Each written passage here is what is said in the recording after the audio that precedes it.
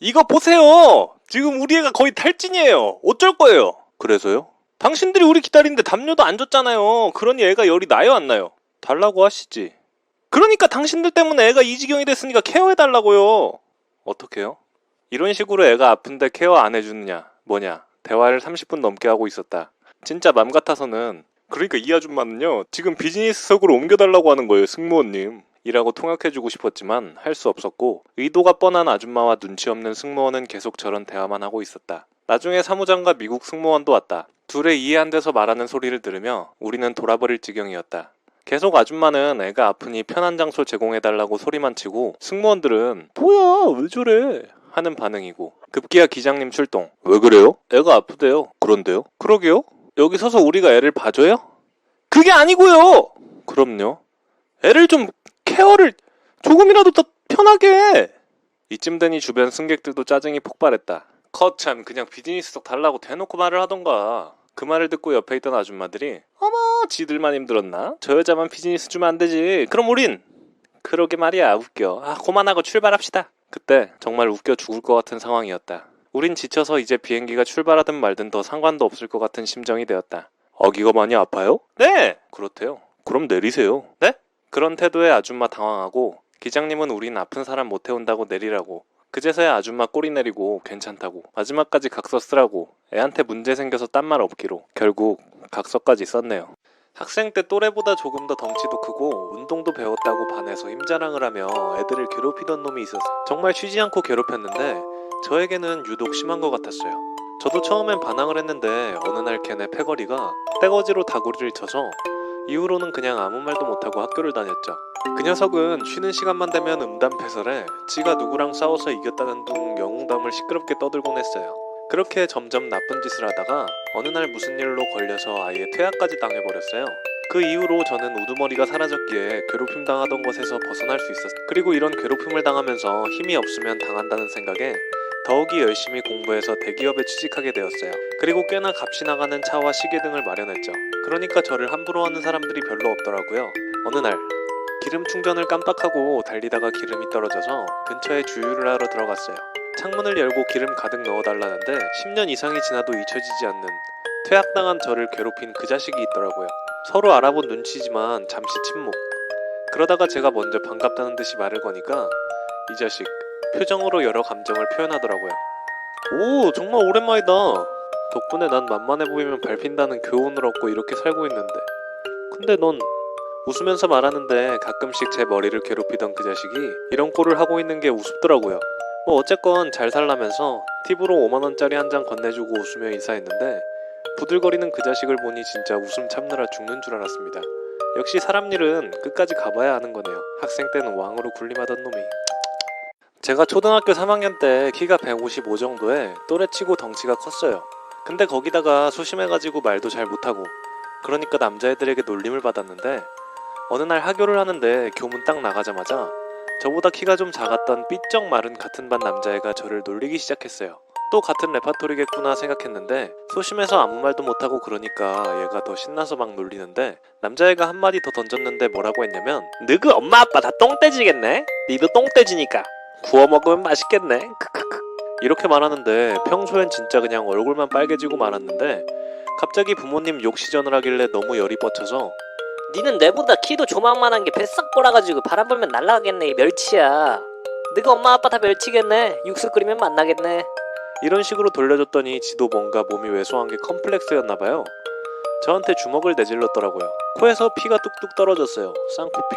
근데 이게 그냥 주룩하고 나는 게 아니라 피가 계속 뚝뚝하면서 링거액 떨어지듯이 떨어지는 거예요.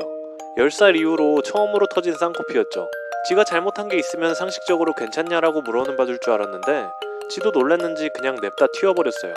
나중에 선생님이 이 사실을 아시고 어제 방과 후에 자기가 잘못한 게 있다고 생각하는 사람 자리에 앉아있어라 라고 하셨는데 나 때린 그 남자애는 자기가 잘못한 게 없다고 생각했는지 후다다닥 급식차에 가가지고는 1번으로 줄을 서는 거예요.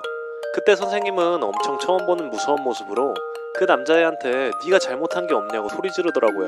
그리고는 끌려가서 엄청 혼났어요. 이 이후로 남자애들 사이에서 소문이 퍼져가지고는 저를 건드리지 않더라고요. 나름 시원한 경험이었습니다. 당시 20대 중후반의 나이였는데 회사에서 진짜 생각 없이 말하는 남직원이 있었어요. 저보다 나이는 5살 위로 많았는데 이 사람이 참고로 평소 말실수도 많이 하고 말도 좀 수준 낮게 하던 편이었는데 제가 사회 초년생 때는 수정씨, 왜 집 월세로 얻으려 그래? 전세로 해. 전세금 없어? 이런 긁는 소리 잘하고 그런데 어느 날은 아 참, 수정씨. 수정씨는 결혼 빨리 해야겠다. 여자는 크리스마스 트리라는데? 응? 트리요? 왜요? 25 넘어가면 아무도 안 거들떠 본대. 빡쳤음. 지호씨 여자친구 28살이랬죠? 2년 만났댔죠? 그럼 지호씨는 아무도 안 거들떠보는 여자친구 왜 만났어요? 그 후로 움찔하고 말 안 하더니 새침하게 지 할 일 하러 가더라고요. 내가 너무 욱했나 했는데 좀 속 시원하긴 했죠. 여기서 끝이 아니라 같은 회사에 나보다 4살 많은 언니가 있었는데 위에 일이 있은 지 얼마 지나지 않아서 언니, 나, 남직원 3명이 서 있을 때 또 이 남직원이 망발을 A씨는 결혼 빨리 해야겠다. 지금 남친 있을 때 빨리 해요. 더 나이 들어서 딴 남자 못 만나면 어떡해. 네, 빨리 해야죠. 내년쯤 하려고요. 옆에 듣고 있던 나까지 기분 나쁠 말을 갑자기 하니까 저도 순간 멍했죠. 그때 남직원 한마디 더 하는데 A씨, 내년에 하려고? 그럼 노산이야, 노산. 요즘 제 나이가 무슨 노산이에요. 수정씨도 노산 되기 전에 빨리 결혼해요. 듣다가 빡쳐서 저기요 남직원씨, 남직원씨는 남 노산 걱정하는데 남직원씨는 애기 낳으면 키 작을 텐데 어떡해요? 남직원씨랑 남직원씨 여친 둘 다 키 작잖아요. 아, 괜찮아요. 여자친구 남동생 키 170 넘어요. 아니 애가 삼촌 키 닮나? 엄마 아빠 키 닮지? 그랬더니 갑자기 또 꿀먹은 벙어리 돼서 자기 자리로 갔어요. 저는 택시기사이고 제가 며칠 전에 만난 진상 손님이 있어요. 딱 보기에도 만취한 두 커플이 손을 흔들더라고요. 태웠는데 남자분이 의자를 발로 뻥 차더니 아무 모텔이나 가서 세우라고 하더라고요. 그런데 여자분이 오빠 얘들은 아무데나 가자 그러면 멀리 돌아가. 택시기사들 얼마나 양아친데. 그 말에 야 아무데나 가지 말고 강남역 앞으로 가 알았냐? 당장 내리라고 하고 싶었지만 참고 운전 중이었는데 뒤에서 이상한 소리가 들리더라고요. 룸미러로 살짝 보니까 이미 그곳은 모텔이었습니다. 아주 진짜 가관. 그러다가 제가 쳐다봐서 기분 나쁘네 둘이 뭐 그런 대화를 하다가 갑자기 남자 손님에게 전화가 왔습니다. 받는데 여보 아직 장례식장이지. 조문객이 많아서 오늘은 못 들어갈 것 같고 내일 아침 들어갈게. 그래 끊을게. 그렇습니다.